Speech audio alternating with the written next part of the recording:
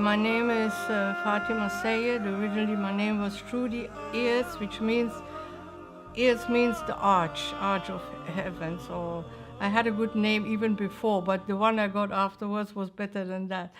And I was born in Germany into a very kind of religious family. They were Catholics, and my father, he studied music, and for that reason, he lived in Berlin with the bishop. So for that reason, he was very particular about his religion. Religious, though my father was religious, but my mother was more spiritual. And for that reason, she understood my problem when I became a Muslim, and in the end also became a Muslim herself. Yeah. So, yeah, we had a wine factory. I was brought up on wine, but of course, the minute I became Muslim, I never had any of those things.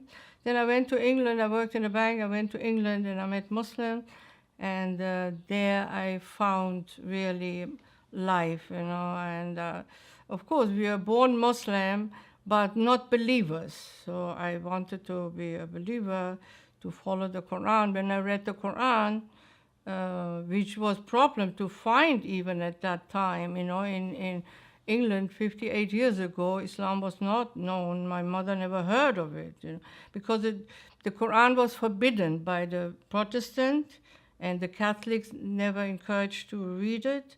And my father said, don't ever read that book. It is the religion of Shaitan. So that is how they turned Islam against it, even in the Middle Ages. So people don't even approach that religion. But when I became Muslim, I wasn't a terrorist. I was a heathen. Oh, you don't believe in God anymore? I said, no, I have a prophet more than you. What are you talking about? You're outdated. I'm up to date now. When I found Islam, my life really started, and I wanted to, live the pure Islam. And Alhamdulillah, I married a Muslim after many problems I had at home, of course. I understood that there was something greater than what I believed. It was not fulfilling my life. I was religious. It was very important to me, religion. And of course, when I became Muslim, I said, religion is really your best friend in life. Of course, when I started reading Quran, first I thought, because we are so injected with this Christian religion from childhood, and that it's very difficult to give up and approach a new religion. So first I thought, I could be both religion, I don't have to give up anything because I believe in Jesus. But you see, then I realized that really our Holy Prophet sallallahu alaihi wasallam, he came to organize religion. It's like to me, it was like putting numbers on top of each other. One number doesn't mean anything. The end result means something, and this was the end result. He came to rescue the Prophet from the falsehood they were teaching us, to say that how I worked it out. I was always a controversial, I thought I cannot be free unless I can think differently. And that's what sort of pushed me towards. I said, I don't care, I'm going to do the right thing now. But when I came in Islam, I realized that you can go astray also in Islam, right? There are many different sects in Islam, and they say, then when I married, my husband said, I don't want to be your religion because I want to make sure. Then I started the lives of the Ahlul Bayt, and, that cuts down your question altogether, and I saw that every law in Islam had a right, and every right has a light. And if you put the light on a law and understand it, Islam is not to fight. Islam is bigger than us. And the thing which I kept sort of going back to, that when Allah subhanahu wa ta'ala, he says that the universe submits to me. I said, the whole universe submits to Allah? Then why I don't submit? Because we are our free will. By my body submits to Allah. Why can I? Islam must be something so big that we have to. This is the most important thing. So I solved my own question by also the sunnah of the Prophet. I understood that, the laws in the Quran are there, like to do, the reward and the punishment, but the life, our Prophet was the model, and also the Ahlul Bayt, they were the model for us to follow. They understood the meaning of it. Laws are not the guidance alone. We need models. And then, of course, when I read the tragedy of Karbala, then I said to my husband, which side were you on? This side or that side? And then I read when Imam Hussein, he addressed the party of the people who destroyed the family, who tried to destroy the family. He addressed them, he said, oh, you Shias of Abu Sufyan. I said, oh, no, I'm not following Abu Sufyan, I'm following the Prophet's family. So it became very clear. I had no problem with, finding that guide. I went back to Germany after 1 year, and my mother said, oh, you better stay here because you were only allowed to go 1 year. I said, I have to go back. I said, I left some stuff in London. I did. It wasn't a lie, but nothing I had to go and collect. But then I went to St. George's Hospital back, and I said for a job as a helping nurse, because I wasn't a trained nurse. But at that time, we had to either work in a family or in a hospital to have a visa to stay in England. It was not common. We're talking about 60 years ago now. So this hospital said, we have a job, but we have no place in the hostel to keep you.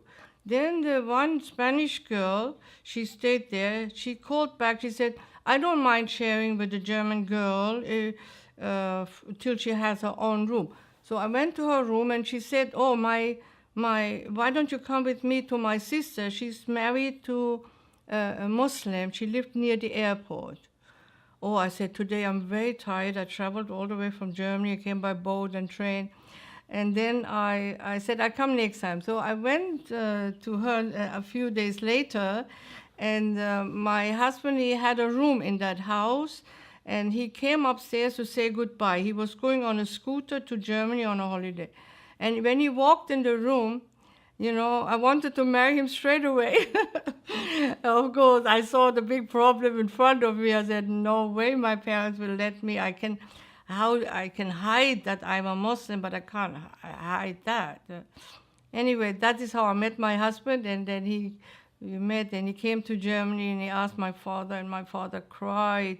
He went to the church. My mother said, I've never seen him cry, but today, because he was also a good, friend of the priest, and he was that kind of a Catholic. So, but I said to my husband, okay, to my father, if you don't want to give me anything, that's okay with me. I have other priorities, and when I read in the Quran, I never stopped reading Quran. Every minute I was at it, because I wanted to make sure I'm choosing the right path here. That if you don't love the Prophet more than your own family, I said, I do, so I have to give it up. It doesn't matter. They will come around later, So my mother said, oh, he's a good man, marry him. And my father, he loved him later on. They loved him very much. He was a good man. He was a good model for me, and he said the right thing. He never forced me, but he taught me everything. Yeah, alhamdulillah, yeah. It was difficult for my parents. I realized that we were quite popular. Everybody knew me, knew my father. My father was the mayor for 8 years there. On top of playing the organ, he had a big factory. I used to drive a sport car. I was kind of, everybody knew me, and knew me as somebody, people liked me, even though I was, I was quite controversial. But then they said to me, "Oh, you became a heathen because if you're not a Catholic, you can't go to heaven, right?" And the priest, he came to my house, and then he wanted to shake hands with me. I said, "No, I don't shake hands." Man, he said, "How can you?" And of course, my father, he fully agreed with the priest. And he said, "How can you accept a religion which has no rights for women?" I said, "Okay, I know your religion, but you don't know my religion, obviously." I said, I accepted a religion which has rights for women while you have none. I said, "Tell me one law in the Bible which supports the woman." None. And I said, to me, even when it comes, and then he challenged me on Jesus being the Son of God. I said, "Okay, let's put it this way. Maryam, alayhi salam, was born from a woman. She was a woman delivering a man. If God was her father, was the father of Jesus, when did he ever marry Mary? Then he must have married her. She can't be the father unless he's married to Mary. When is your marriage day?" Okay, he got stuck, because I put it in a way that he couldn't get out of it. So I said that Jesus, either you elevate a man to the status of God, or God to lower him to a status of a human being. So I said, "You don't make sense." And he said, "Oh, we don't understand that." I said, "Look, religion is not magic. Religion is logic. If it's not logic," I said, "I understand what you're saying, but it can't be understood." So I quite challenged, and my father, sometimes he felt that, well, you're making sense, but we should not believe it. It was like that. Yeah, I had quite a hard time, but not for that long. They loved my husband. They saw he was a good man and taking good care, And my children, I brought them up all with hadith. Every time they asked me a question, I brought a hadith of Fatima, alayhi salam, or or Imam Hussein, or Imam Ali. I mean, we have 11,000 hadith of Imam Ali. We're not short of knowledge, Our Imams, they were there for 200 years, while others didn't have anybody to guide them, So, yeah, we have, we can't complain about that. We see Quran is the law of the universe. We are part of the universe. We are born maybe Muslims, but we are not born believers. That you have to achieve yourself. Okay, let's put it this way. That much I understood. If you don't follow Quran, you're a sinner. And I did not want to die as a sinner. I was very strict with myself, more strict than I was with my children. I tried to be, show them this is the way it is done. And you see, like Imam Ali said, which is really, if you think about this hadith, it is very important. It said that the darkness of human life cannot be penetrated without Quran. We cannot understand, there is a difference between in believing in God and having understanding Tawheed. Tawheed is something more complete. Tawheed is to understand Allah. To understand one thing is that, what is Tawheed? It means one thing, never to imagine Allah, because we have not the capacity to understand Allah, who had no beginning and no end, but His creation proves His existence. So we don't have problem with that, and we have not created ourselves. And the other thing, if you see, if you don't follow the law, if I do what I think, then I'm my own prophet. I have my own religion. I wanted to follow the Quran in a pure way, and also cut out all these traditions. And when it comes to women, hijab is not a restriction to me, it's a restriction for you. What I let you see and what I not let you see. I'm not restricted, you're restricted, right? And when you're driving a motorbike, you to protect yourself from injuries. And the hijab is to protect yourself from lustful men of thinking or looking. Why should a man judge me? I said, why should I am not here to please people in the street. I'm here to please my husband and my creator. So the hijab was, when I got around to that, mind you, I did not wear hijab. I didn't think it was that important, that's how simple we are. We just thought, we do eat halal and, be good to. But when Imam Khomeini came, he put the hijab on us. That's right. True. And when I lived in Kuwait, I lived on the beach. I could see the people swim. We had a beautiful position. And in the morning, I used to go to the beach and walk. And then I looked at the sky one morning and I saw only one star. I said, oh, if that star falls, there's no star in the sky. Can we see stars anymore? You know what? That star came down. It was coming down in front of me. I went home and woke up my husband to go to work. I used to go very early in the morning. I said, I want to go for Hajj. And he arranged everything that day, and we went for Hajj. My son was 9 years old then, and he performed Hajj and all that. But after I put on hijab, I really felt now I'm a moment, and I tried my best to, I said, whatever pleases Allah, And I said, what hardship in this life does it mean when Allah gives you paradise forever? Is it something, a price we're paying? No. And I really, hijab is not, wasn't, once I put it on, nobody could have taken it off me, Yeah, hijab is important. It is important. But we were in Canada, and my son, he said, I want to know my religion so well that I practice it properly.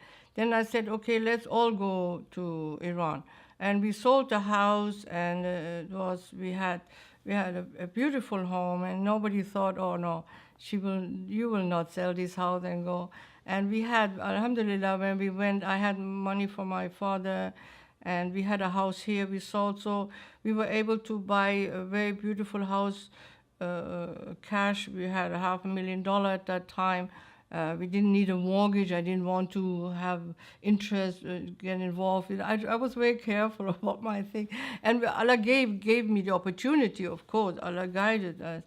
And so then my son, he studied there for 12 years in Iran. And he became and he was quite a genius. He used to go only to American school because of the places we lived. And he had these American schools, they come all under one umbrella.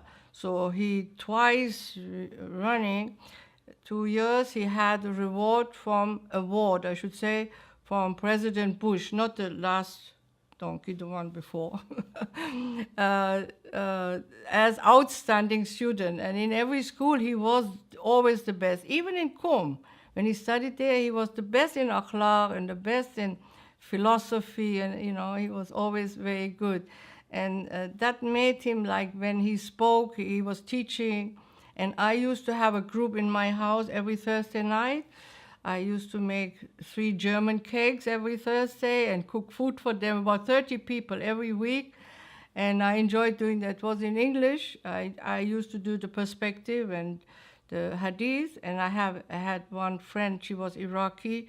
She was a dentist, but she was very well read in Quran. So she used to do the tafsir of Quran. And we enjoyed it. And the people, they said, our life has changed in your house because I see things, differently, maybe not, but differently. And they, I taught them how to cook Pakistani food, German cake, I enjoyed life in Iran very much because I have such good friends, and I know who's good and who's not good, You see, there is not an occasion where we haven't got a hadith of the Prophet or Imam Ali to support us, or Fatima alayhi salam. And I built my children's life on that, on the hadith, and also the hadith Qudsi, what Allah said to the Prophet, and he told us in his way. Of course, the language of Prophet is not the language of the Quran. It is, he got it from the understanding from Allah, and he gave it to us in his language. And that makes it easier for us to understand. See, Imam Ali alayhi salam said that you will not gain Iman till you know the one who abandoned it. Like when you see Muslim coming into the West, and then they adopt a Western way of life. You see, if you're a good Muslim, you're also a good citizen. But if you're a good citizen, you're not necessarily a good Muslim, because we have, you might be legal to a country, but you're not legal in the eyes of Allah. Allah's law are above all. Islam is above everything. And the thing is, submission is the thing. When Shaitan didn't submit, Allah said, Shaitan said, oh, I will worship you better than anyone, more than anyone. He did before. He understood Allah very well, Shaitan. And Abu Mura was his kunya, his title was and Iblis. So Allah said, I don't need your prayers, I need your submission. And that is what we have to keep in mind, to submit. If you're coming into Islam, and sometimes, people are tempted to say, oh, it's so difficult, I don't want to do that. One thing, if you follow some of the laws and not others, that means you're not stable. You're not stable yet in your mind, and you haven't got your goal, because it's the time is taking us towards our goal, not our deeds. There we will answer for, but its time is taking us there, and it might be short, might be long, and we cannot, this is Allah's secret when we will die. So what I would say, patience is something, it's from Allah. If Allah, like guidance, Allah said only I can guide, no one can guide. You can remind them, that's important. And then I'll guide them if they're patient. But patience, Allah says clearly in the Quran, if you're patient, one thing, you will become patient. And the other thing is, I will support you. I will, what is the word? I'll help you in your patience, because you're on your own, you might give up. So if you rely on Allah subhanahu wa ta'ala, you can't go wrong, because He guides according to who you are. And it said, in the Quran, Allah subhanahu wa ta'ala says that everyone acts according to his character. Character is not changeable, it's flexible, it stretches. Like Goethe said in Germany, the character cannot be changed. And, even Aristotle, people 400 years before Christ, or when Imam Jafar Sadiq alayhi salam was asked, how about character? But people change. He could not say. He said, okay, under normal circumstances, it cannot happen. And it will stretch, but the character, it is in our genes. Who we are, how long we live is in our genes. If it wasn't in our genes, we would go on living forever. But it is controlled already, it's here and there.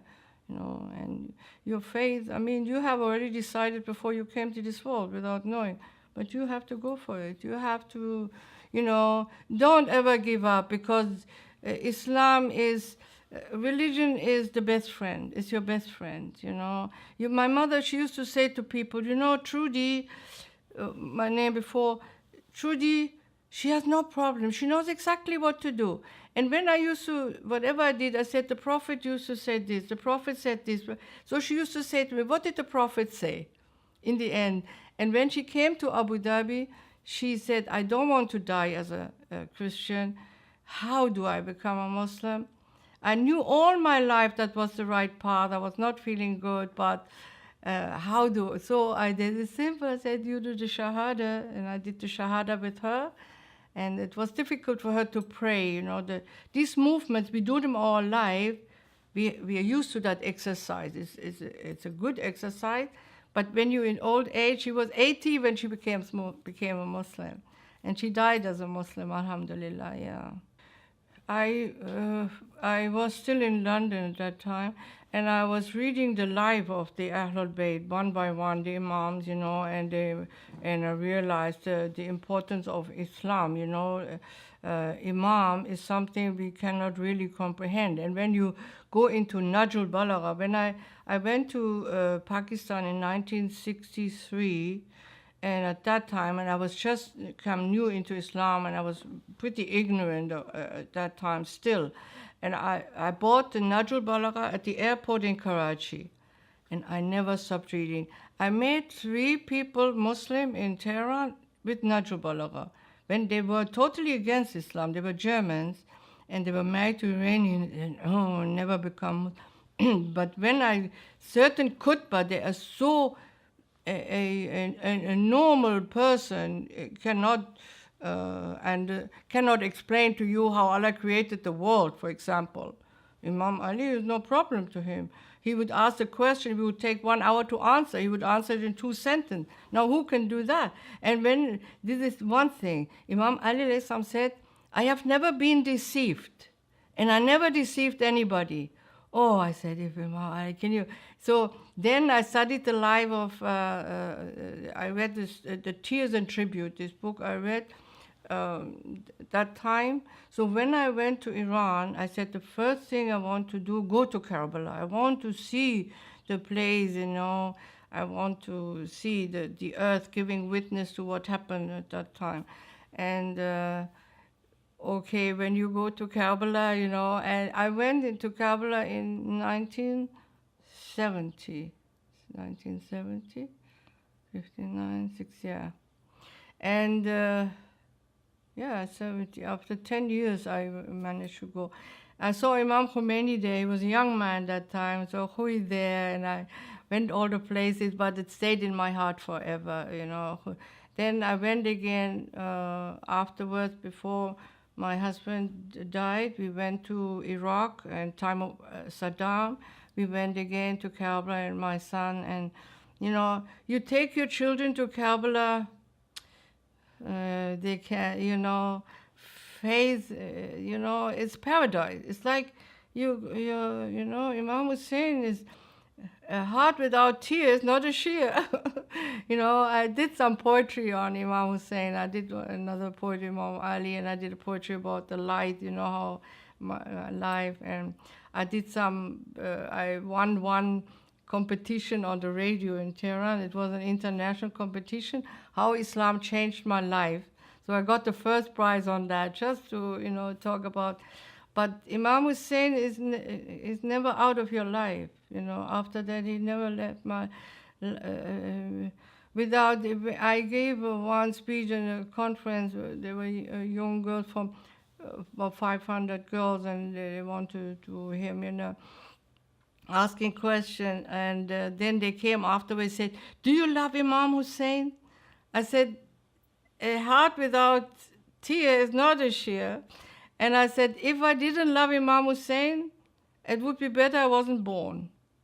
Because he brought back Islam without Islam, and he was Islam. And that is why, somebody asked the question, how come Allah destroyed so many generations before, and the world is so bad and he doesn't destroy it? Because in the Quran, Allah subhanahu wa ta'ala says, I will not punish you as long as you're among them. Our Imam Zaman is among. He is part of the Prophet. He is when Imam Hussein, when the Prophet said, Hussein is from me and I'm from Hussein. So what? He's still among us. He's from Imam Hussein. He's from the Prophet, and he's from him. And Imam Zaman is descendant. That's what he earned in Karbala. He earned Imam Zaman. Imam Zaman. And what I do in Iran, I make janamas. I show you. I brought one for you. And I make them and I give them to people, and but the price is that they have to do 2 rakat namaz for Imam Zaman to come, to remember that we are waiting. And I said, there is no one luckier in this world. You might own the whole of California, but if you don't believe in Imam Zaman, in our Imam, your life is worthless. It's better you weren't born. This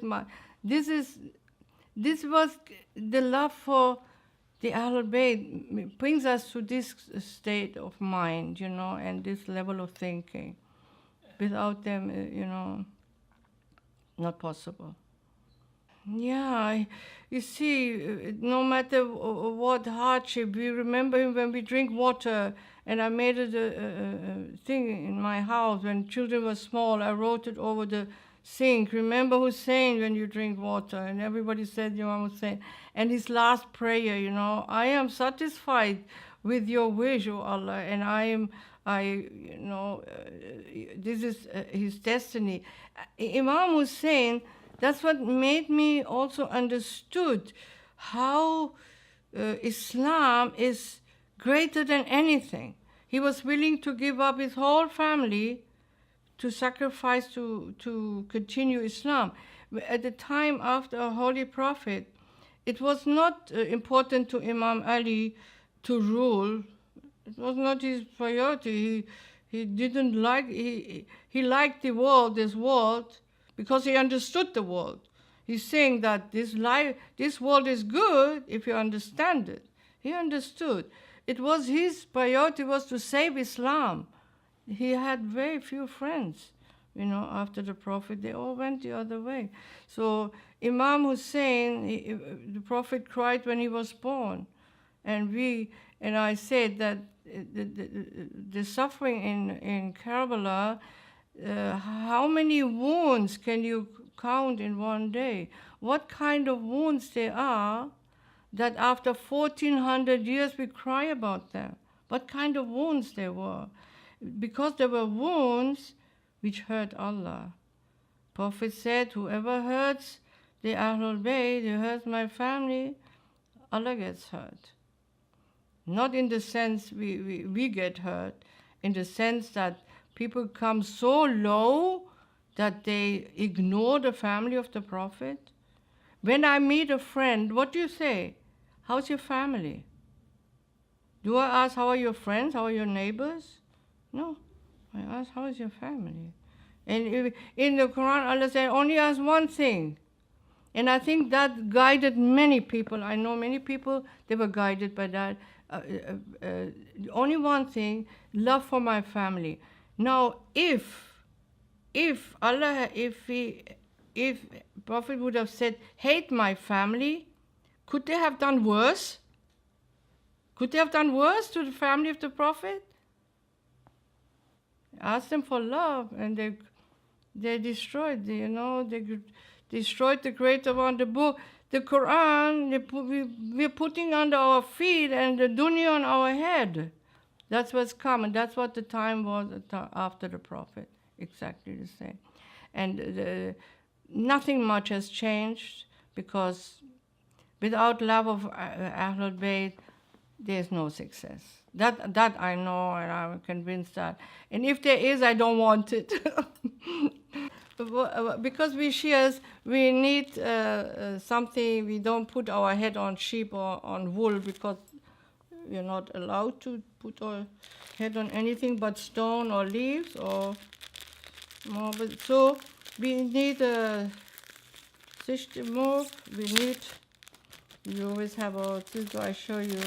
It was an idea I had when I lived in Tehran still, and so I thought, when I used to go to the shrine in Tehran, and I saw the people with putting the things on the floor and little piece of paper sometimes, or piece, I said there must be a better idea. So I went home, and I didn't know how to stitch, got the machine, and I make, you see, like this, I make a pocket, you can put your thing in, you can always have it with you, then you You know, people appreciate because of the simplicity.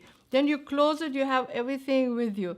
So I made for Imam Zaman 313 and 50 for ladies. Ladies are a little bit more feminine. So I made 50 for them, and I make even now for people, for women. So this is what I make every free time. I remember my Imam Zaman. Imam Zaman, I have seen miracles from him. So if I don't believe in him, nobody will.